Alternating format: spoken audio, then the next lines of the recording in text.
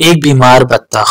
ایک دفعہ کا ذکر ہے کہ ایک بطخ دریا کے کنارے رہتی تھی۔ وہ بیچاری ہمیشہ بیمار رہتی تھی۔ ایک دن اس کی طبیعت زیادہ خراب ہو گئی تو وہ ڈاکٹر کے پاس گئی۔ ڈاکٹر نے اسے بتایا کہ تمہاری بیماری ایسی ہے کہ تم جلد مر جاؤ گی۔ اسے یہ سن کر صدمہ ہوا کیونکہ اس کے پاس ایک انڈا تھا۔ اسے ڈر تھا کہ اگر میں مر گئی تو اس انڈے کا کیا ہوگا جس کے خول سے جلد ہی بچہ نکلنے والا تھا، اور پھر اس بچے کو کون سنبھالے گا۔ لہٰذا وہ اپنے سب دوستوں کے پاس گئی جو جنگل میں رہتے تھے۔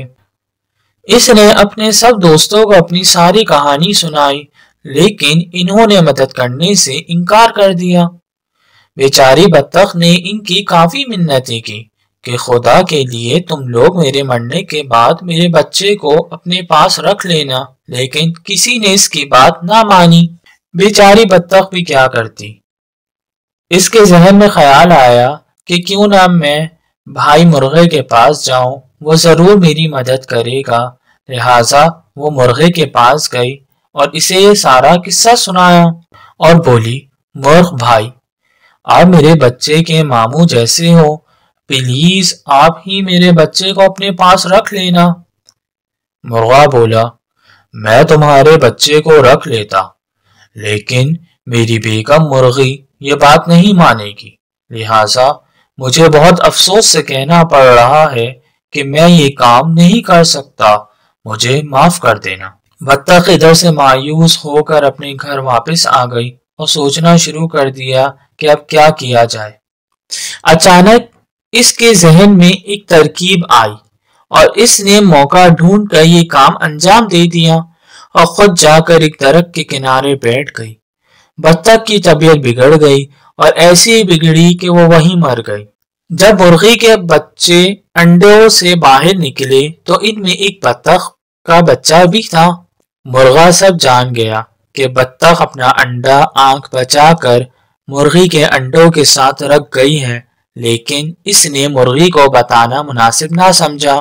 مرغی نے کافی شور شرابہ کیا اور بولی، میرے بچوں کے ساتھ بطخ کا بچہ نہیں رہے گا۔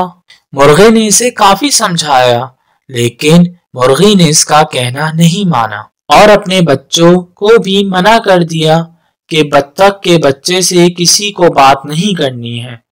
سب نے مرغی کی بات مان لی، لیکن دو چوزوں نے اپنی ماں کی بات نہ مانی اور وہ جو خود کھاتے تھے اپنے ساتھ اس بطخ کے بچے کو بھی کھلاتے تھے۔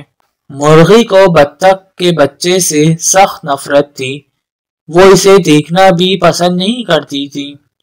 ایک دن مرغی کے ذہن میں خیال آیا کہ ہم سب مل کر دریا کے کنارے سیر کو جائیں گے، سب واپس آ جائیں گے اور بطخ کے بچے کو وہیں چھوڑ آئیں گے، اس طرح اس سے جان چھوٹ جائے گی۔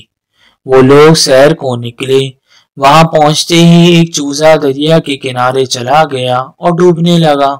یہ دیکھ کر مرغی زور زور سے چیخنے چلانے لگی۔ بطخ کے بچے کو تیرنا آتا تھا، اس نے فوراً دریا میں تیرنا شروع کر دیا اور اس چوزے کو نکال کر باہر لے آیا۔ مرغی نے جب یہ دیکھا تو اسے اپنے کیے پر کافی شرمندہ ہوئی اور اس نے بطخ کے بچے سے معافی مانگ کر اسے اپنا بیٹا بنا لیا۔ اس طرح وہ سب ہنسی خوشی رہنے لگے۔ دیکھو بچوں، کیسے بطخ کے بچے نے مرغی کے بچے کو بچایا اور کیسے اس کا بھلا ہوا۔ اسی لیے تو کہتے ہیں کہ کر بھلا تو ہو بھلا۔